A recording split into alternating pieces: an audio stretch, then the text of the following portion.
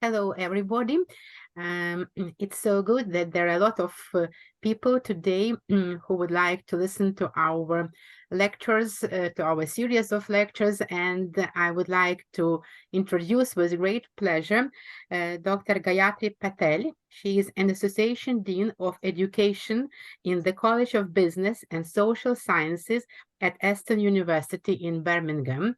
Well, we met with her months ago, and I was amazed at when I was being at her lecture. I was amazed by the information she has given, and I asked Patel to come to us to join our series of lectures and to share her knowledge and her information about AI. So, Patel, please start your great news, please. Thank you. Thank you ever so much for a really kind introduction. Just so that to confirm, just a second whilst I share my screen. Thank you ever so much. It really is a privilege to share that you felt that I could add value to some knowledge that you're the wonderful work that you already are undertaking. So thank you so much for the invite. I understand it's late evening, so good evening, colleagues, to everyone on the call today.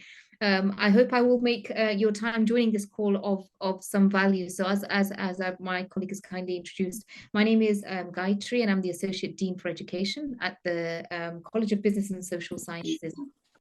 And I think, like all institutions and all universities, this time last year, or just a bit earlier in summer, we were all confronted with Chat GPT.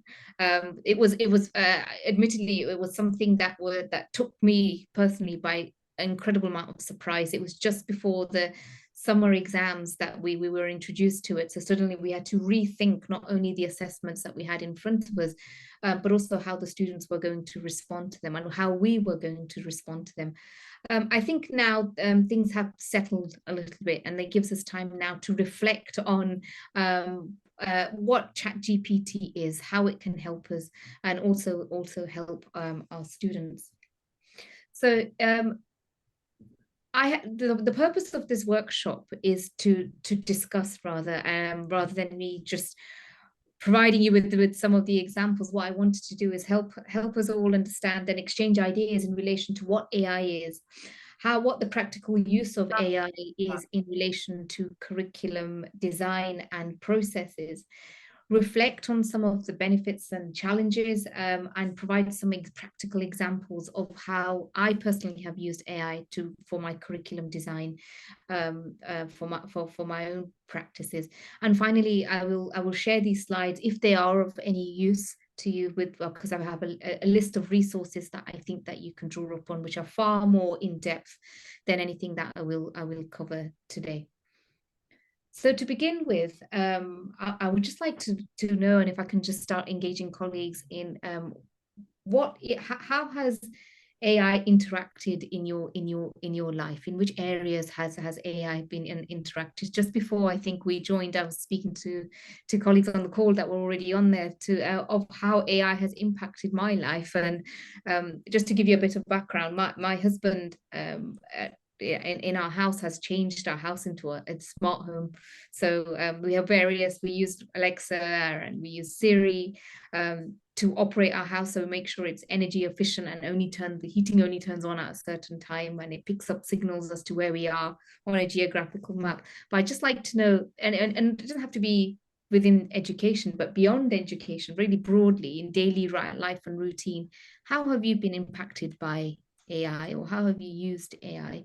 So please use the chat function, or if you wanted to unmute your mic. I can't see the chat function. If someone can kindly just read out the chat function, that would be really helpful if we have any responses on then. Let's have a look. Oh, I can read the chat now. So that would be great. How has AI technologies been used in your daily routines and life?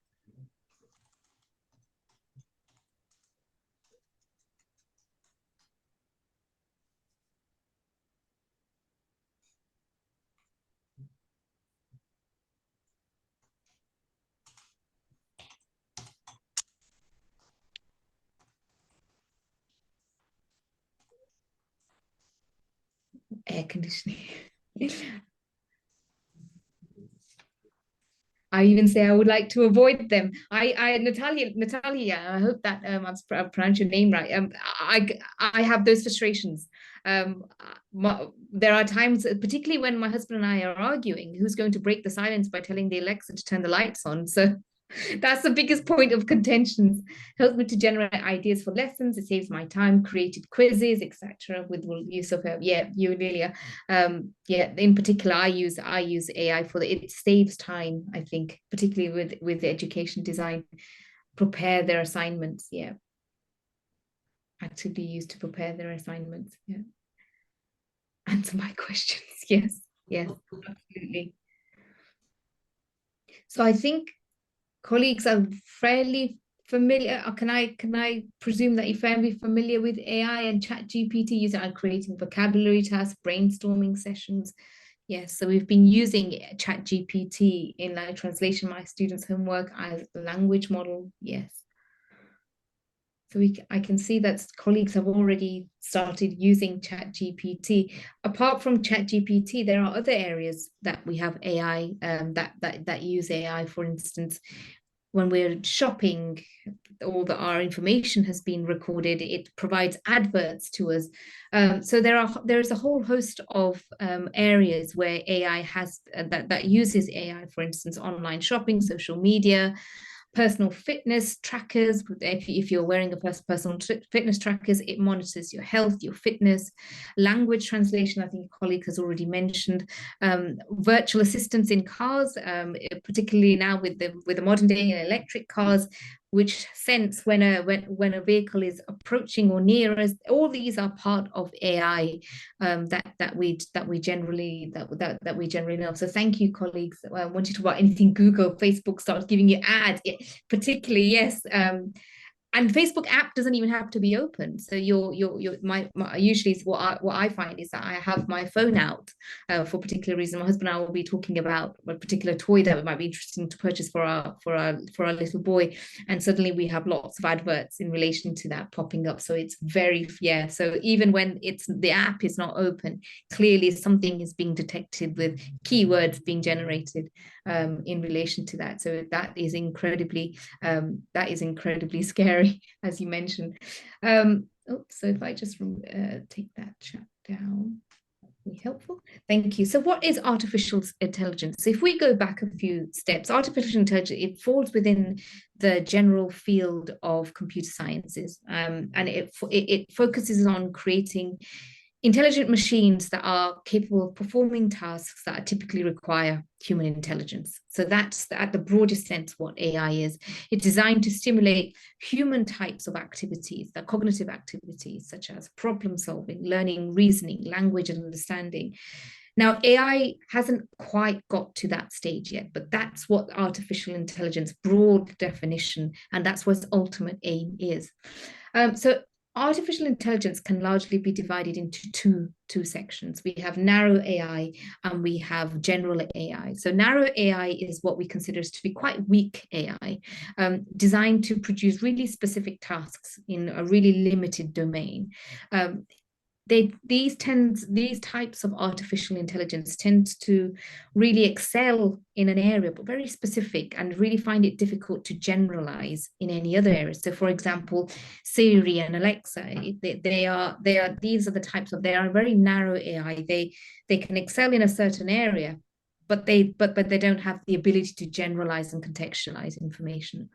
We also have general AI, though this is a really strong form of AI. And I think the majority of artificial intelligence that we are exposed to so far doesn't necessarily fit within this general AI. This is where we're talking about machines being able to learn, apply knowledge across a wide range of tasks and domains, very similar to human intelligence. So here the aim is to really replicate the human cognitive abilities and characteristics such as reasoning and common sense, self-awareness, adaptability. And the current AI, as I said, that we've been referred to is largely narrow AI. We have yet to get to the general AI that I'm referring to, which is the really strong version of AI. So what are the different types of AI systems? And I think colleagues are already familiar with them, but just to give you a really brief oversight, there are lots of various techniques to mimic human intelligence that AI often uses. The first is machine learning. So this is what my husband, and he specializes in, where he tries to train large machines and large amounts of data, and trains machines to identify patterns, make predictions, and to improve performance over a period of time. So, as I said, my husband works in making in the car industries, making cars. So he has programmed certain machines in a way to learn patterns, so that it for example, the machine picks up a pallet from number 4. It's a front door, mini left-hand side passenger door, and it will continue to do that. But when it finds out that that pallet is now empty, it tries to perform that task. It has learned a pattern that actually that pallet is empty. I need to send a message off to somebody in a different department to load that pallet up, for another machine to load that pallet, and it preempts this. So machine learning is processing large amounts of data to make predictions and improve performance over a period of time. Neural networks they're the algorithms that recognize patterns within the data. So it's connected to machine learning, but it understands different patterns and data and tries to make relationships between them. Computer vision AI enables machine to understand and interpret visual information. So when we ask, you will see this at border security often, where you are scanning your passport in, and it takes a visual image of yourself. Or when you are parking a car in a parking lot, it recognizes number plate recognition because of the visual image that you have. So this is visual learning that the computer does to generate other areas of data and information. And finally, the one I think that we've been most familiar with is the natural language processing. So this enables computers to understand, interpret, and generate human-like language, for example, text analysis. So it does large amounts of text analysis. So let's talk about the natural language processing, because that's what we are all familiar with. This is the very basics of artificial intelligence. The other processing modules of AI, versions of AI that I spoke of, are highly sophisticated, and this is one of the basic ones that we've been exposed to. Is designed to generate human-like responses, as you've already been familiar with text-based responses. It's been trained on a diverse sources of data from the internet. So it collects data from the internet, and it enables it to generate responses which you and I would then see on for example, Chat GPT. What makes this different to Siri and Alexa and other AI that we may be familiar with, or Google searches, etc., is that these answers are contextually relevant. They are highly responsive and similar to human-like responses that we have. So Chat GPT is a generative pre-trained transformer, and the reason why and Chat GPT is one version of GPT of pre-trained transformer. It basically what it does, it responds in a way, fine-tuning any conversational or any data that it has on the internet in response to any questions that we ask. Chat GPT is one version. There are other versions too. For example, Microsoft Bot framework, Watson Assistants, Rasa, Amazon Lex. These are all the different types of Chat GPT language responses that we can use. So what are the practical uses of AI in curriculum design? So at the outset, I'd like to put my standpoint really clear. I don't see AI in curriculum design, particularly for education, as a replacement. It is there for assistance and enhancing our practices, rather than here to replace us when we are designing our modules, when we are designing our programs. So when it comes to designing using ChatGPT in curriculum design, there are various different ways that I have used it, and I'm sure that you may be familiar with some of them. And I'm happy to receive some of your how you've been using ChatGPT. So I've been using it. So these are the number of ways that I've been using it. I've been using it as language and writing assistance, as someone has already mentioned, colleague had already mentioned. It saves time. It can assist users in improving their writing skills, for example, offering grammar suggestions, vocabulary alternatives, sentence structure, etc., etc. I've been using this for funding applications that I've had. I've been using it for various other writing statements where I don't use it to generate the statement to begin with, because what I've found that is incredibly general and it's not largely applicable. But what I have found is that I write the piece from an academic perspective, then ask Chat GPT to make any suggestions, whether it's grammatical or any other semantics changes, and then ask questions whether or use prompts and write prompts to help improve the statement that I've already made. It can be used for a personalized learning support. So ChatGPT can be used as a virtual tutor or a mentor, for example, providing explanations, guidance on topics. It can be used for curriculum planning and research, which is what I often use it for as a primary tool. For example, users can use it as a platform to obtain relevant articles, research papers. There are some caveats to that, which we'll touch upon in a second.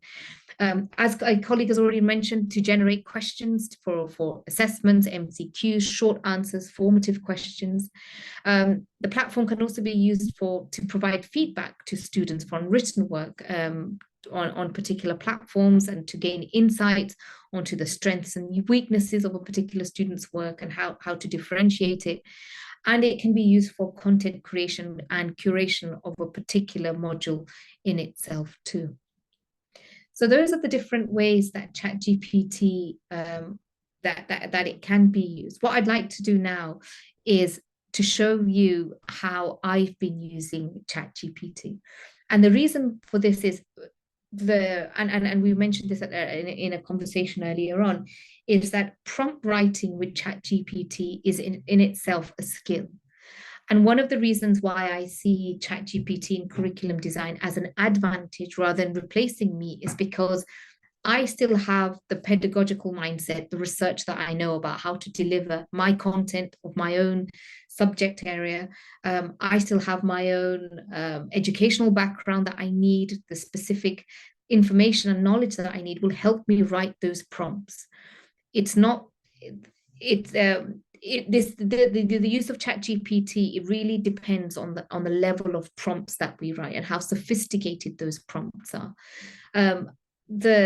The more generic the prompts are, the more generic the answer is going to be. And I think we as curriculum designers can really use our educational background and knowledge to write really tight, refined prompts so that we can get the best use out of AI. And then, of course, use our educational background to then edit the generation that comes out of ChatGPT. So what I will do now is just to give you a really brief overview of how I use ChatGPT. So what I've done is I've come up with a hypothetical scenario. And when the hypothetical recently I've been, well, when I used to teach international human rights, so one of the areas that I wanted to teach one was right to water. And I remember when I was devising that module for right to water, it took me an incredible long period of time to design that module. Not because necessarily the content behind it. I had all the content knowledge required for right to water, what I wanted to students to teach. But like with other academics, I don't have a teaching degree. My degree and my master's and my PhD is subject specific and discipline specific. And rarely do we have academics who are really fortunate to be able to understand how to teach. So I've been on some courses in relation to how to teach, but not necessarily an expert in teaching. Over the years, I've become aware of the types of the different methods of teaching and pedagogy. But I think that I can now use ChatGPT in a way to save time and then refine the knowledge using the expertise that I have.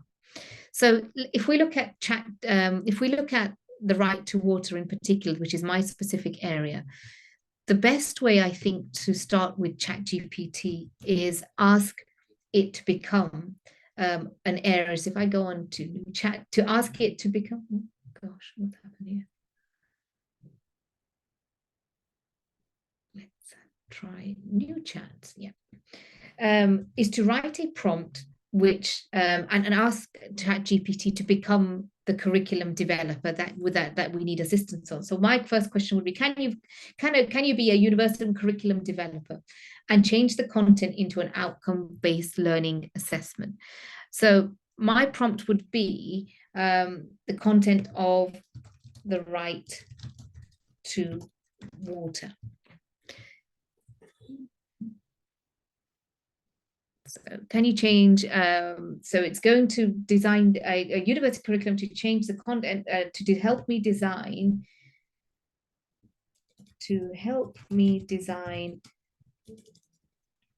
a module on the right to water.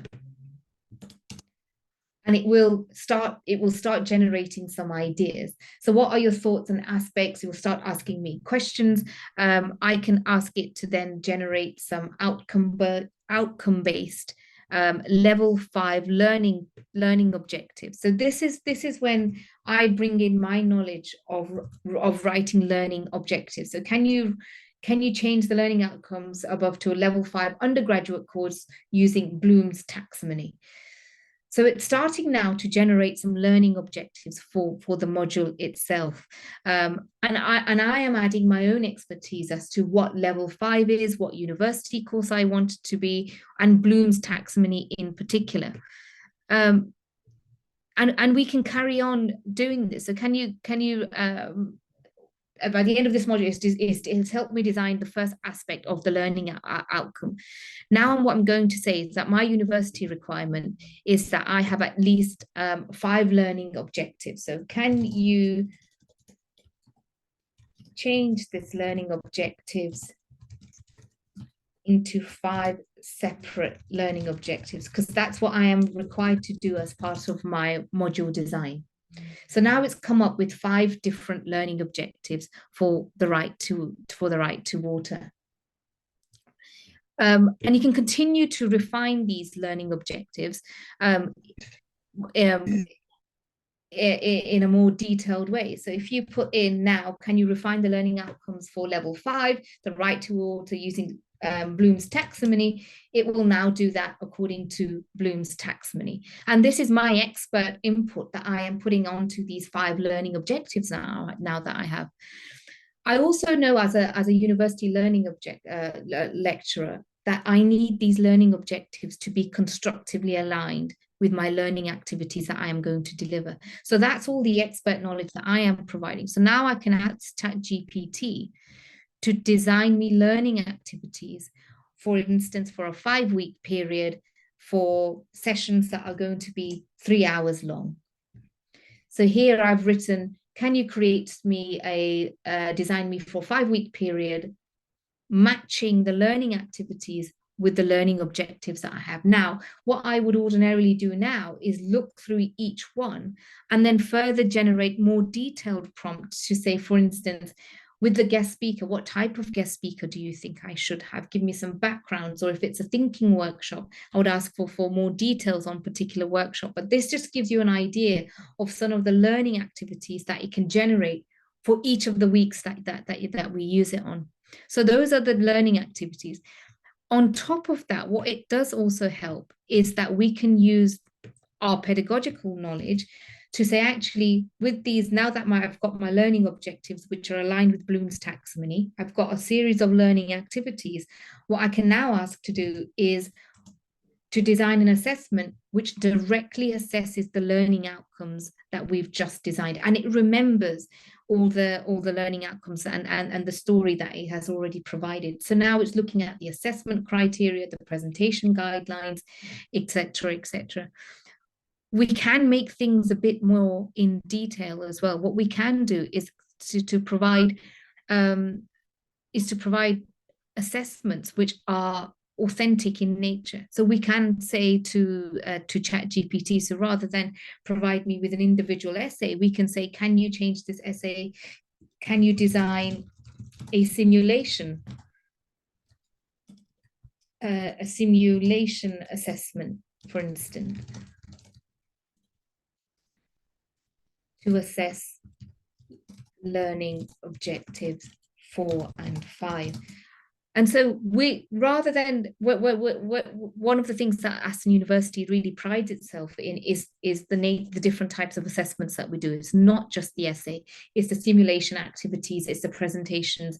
And these are the types of authentic assessments that Chat GPT finds it really difficult for students necessarily to find it really difficult if it's in class. So they are still students are still working with each other in groups, pace-based projects, where they can't necessarily answer just running it through, find the answer just by running it through Chat GPT. So this is one of the ways that some of the ways that I use Chat GPT. And what I do is ensure that some of the prompts that I have are informed by pedagogical research that I undertake, and make sure the prompts that I write are particularly detailed in nature. I think Chat GPT, as colleagues will all know, has many benefits to it. So it's already been mentioned that it's efficient content curation. It's able to organize educational content, help educators find relevant data, resources, and really streamlines the process of designing a particular module, learning activities and assessments, and ensure everything is aligned. It can also help you to be more effective. It can help create really interactive learning materials. I think we, post-COVID and post-pandemic, particularly in UK higher education institutions, we have moved away from generating just lectures where lecturers are delivering content and knowledge just by speaking to students for an hour or 2 hours. What we are now strongly encouraged to do is active learning and interactive learning. And these activities take an incredible amount of time to design. ChatGPT can be used to help provide assistance to those activities. What would ordinarily take hours of work can be done in half an hour or 40 minutes, provided that you can edit the work and the activities that are being generated. It can provide updates, integrate emerging knowledge, and provide really excellent scaffolding. And I think that is the key here, that ChatGPT can be used to provide the scaffolding, and experts like you and I with our background and our content can then add in the detail when we come to curriculum design. As I said, there are lots of benefits to Chat GPT and AI, but there are various challenges that I'm sure that you're already available and are aware of. The first is its accuracy and reliability. Many of in particular at Chat GPT, if you haven't paid for the add-ons, will have 2 to 3 years of lag of research. So it's not up to date. It lacks domain expertise, and I don't think that's necessarily a bad thing. That as academics, that's where we will provide the expertise. There are ethical considerations in relation to Chat GPT in terms of what it's been trained on, some presumptions that it often makes. So these ethical considerations need to be taken into account as to how inclusive the responses are when it comes to when we use it for curriculum design. For instance, at the minute, one of our priorities is to decolonize the curriculum. And some of the responses, if I ask ChatGPT to design a reading list, for instance, in relation to a particular area, it needs my expertise to go in to ensure that it is appropriately inclusive. And ChatGPT is one of the biggest drawbacks from it. It has limited context awareness, interactivity, and lack of engagement. If the prompts are not generated in a really detailed fashion, the responses provided can be incredibly generic. And that's even if you do provide the most detailed prompts, you can expect that whatever response that ChatGPT provides will need to have an editorial response from academic expertise like you and I. There is data privacy and security issues, so I wouldn't put any student details onto ChatGPT because it's learning the data that we provide.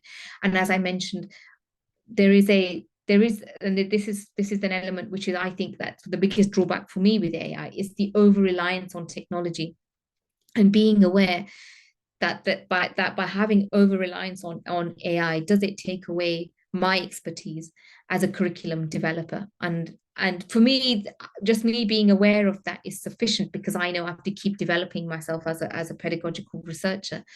But there is this tendency, and there could be this over-reliance on technology and AI. So just to give you some examples of learning activities that I have used as part of my curriculum design, one of the areas that I found particularly useful for students is to, particularly those students that are neurodiverse, who are really find it struggle to speak in class, is to use Chat GPT as a teaching concept. So what I've asked students to do is say, okay, type in, if you've acquired knowledge and you've read the textbook and you've acquired knowledge in relation to, for example, easements in land law, which is one of the areas that I teach, I asked Chat GPT to use as a revision tool for students to say, okay, so type in this in Chat GPT. So imagine that you're a student, a third-year law student, to Chat GPT, and you're talking about overriding easements. I am your classmate. So the student types this in, and they provide an explanation as to what easements are in land law. And then the student has to interact with Chat GPT and provide explanation to Chat GPT to ensure that Chat GPT understands what overriding easements is. They start creating a dialogue with Chat GPT. So Chat GPT will come back and say, actually, I don't really understand. What do you mean by this? And it's a really good revision tool for students to use, because the best way of helping understand whether you understand a particular area is to be able to teach it. And some students do not simply have the confidence to speak to other peers, and ChatGPT can be used as a way to eliminate any social pressures, but still use that technique of teaching through ChatGPT as an assistant that the student can pair with. It provides really good prompts for think and share active learning activities and case studies. So one of the areas that we are focusing on to curb some of the Chat GPT's challenges is to use case studies. And so what I've used Chat GPT to do is to generate some case studies in general to begin with, and where I then put in the details. For example, it could be a marketing case study, which I then edit and then present to class to say, here's your case study, here's the data. This is the question that you need to generate. Because it's actually, when you design case studies in that way, it's really difficult for students to then use ChatGPT to provide a response, because you're providing a really unique case study. And as I've said, it can also improve, I've used it to improve writing skills and to generate a lesson plan for active learning. As you may have already been aware, it's really useful for generating assessment, particularly, for example, scenario-based assessment. So I use it to act as a client for marketing, for business, creating a brief for a marketing expert, for example, using budget, timescale, and market reach. And it provides a really good, comprehensive understanding of a case scenario and brief, which I can then edit in detail and to provide to students. It provides really good class quizzes that you can use in class. It can generate a rubrics that you can use and edit. It can be used for authentic assessments, such as creating application forms and job purposes and roles that students can engage with. It can really be used for a whole host of activities that you can use for as part of assessments, whether it's peer assessments between students or amongst themselves. So in terms of concluding remarks then, what I would say is that it can really be used as to create a really personalized design for you. It can be used and to generate time for us as educators to not only specialize in the content that and expertise that we have, but also we can use that time to refine our educational pedagogy. So we can really use the time to understand how we can be expert educators. Chat GPT is here to assist us, to enhance us, but it definitely does not replace us. The amount of Chat GPT and the uses that I've had with it so far, whether it's to generate learning activities for assessments, etc., one of the key things is that it cannot provide the level of detail, expertise, and context that we have as educators and as content creators in our respective expertise areas. What I have done is provide a really brief overview of how I use AI. I've also put together some up-to-date and latest information and resources on different, really detailed different ways to use AI. Whether that is to use assessments, is for whether for learning activities, and also other areas where I think that we've got some really good resources in relation to AI and curriculum design. So thank you all for listening. I hope I've not repeated information that you already know and you found some areas of the talk useful. I'm open to any questions or sharing of ideas on practices that colleagues have already been using Chat GPT for. Thank you. Thank you very much. And we are waiting for questions. And while people are thinking about the questions, I would like to thank you very much for this great presentation and especially for these resources that you have given us. I think Marina will put it on our website because it's a really amazing list of resources, which is, I think, as for me, is very useful in our work. So, ladies and gentlemen, you're welcome to questions.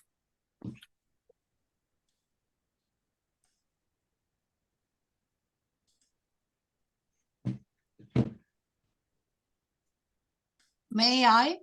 My name is Elena. I'm from the Volyn University. I teach university students both theoretical and practical classes. Thank you very much for very interesting, thought-provoking information, because like some insights were just taken from my head or from my tongue, I don't know. My concern is when I'm just using Chat GPT in preparing I'm using that very often to practice vocabulary with my students. I'm asking my dear Chat GPT to create the gap texts or just sentences to practice this and that active vocabulary. And I observed that when I'm using some slangy words or regional dialects or some colloquial word combination, Chat GPT used to that. And she takes that pattern and then use it as the part of the language. So how to separate the pattern usage of the language and this colloquial, slangy, idiomatic, and whatever other variants? Thank you. No, absolutely. And thank you for sharing the way that you've been using Chat GPT. That's really interesting. I've never personally used Chat GPT in that way. I think I'm really ignorant in that sense that I haven't used Chat GPT for language translation. I don't think I necessarily have the answer to that. I don't think that I would put myself as a Chat GPT expert. I suppose the only thing that I can possibly think of is to write, because it remembers what you are doing. I think what you can possibly do is stop it from saying that, to say, actually, this, I wonder if you can write a response prompt to say, this is the mistake that you've made, please can you ensure that this doesn't happen again. I wonder whether writing a more refined prompt might help facilitate that. ChatGPT also has a function now where you can put details about yourself. And this is not the paid function, it's for any. So you can start putting details about yourself and things you do and do not want as part of your responses. And I think if you put as part of your profile, what the distinction and slang language that you don't want as part of your responses, maybe that will stop the responses that you are getting that you don't necessarily welcome. And I think using that profile helps. So I've put in, I'm a university lecturer, I do this is what I'm looking for, this is what I'm not looking for, this is the tone of responses that I would like. So feeding that information in the profile section might help generate the responses that you are looking for. And in particular, it will look out for some of the Great idea, because I was starting the new page, like the new conversation. I managed to just to use that option, and I was just starting entering from the different device or just the new conversation. And that in that way, Chat GPT was misled and deceived. Thank you very much. Yes, I think if I used to delete that history, but and then I've started realizing how much it that it uses the history of the context, that helps develop that context. So I've started to keep the chat history in the way that when I use it. So if I may just share my screen for 1 second again.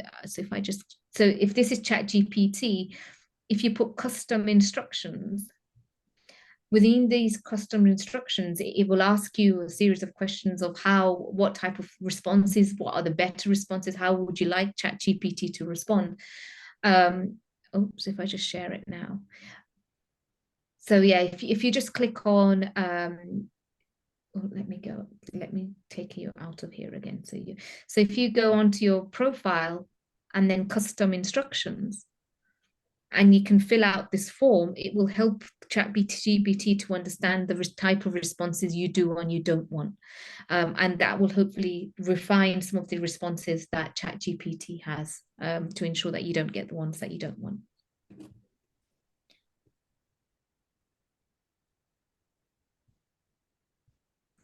Thank you. I hope that helps.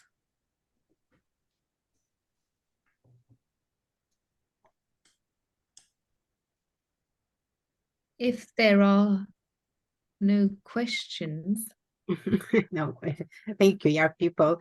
Thank you for your presentation once more, for your resources, for your energy. Well, and I think we shall meet in some time when you will have some interesting to tell us.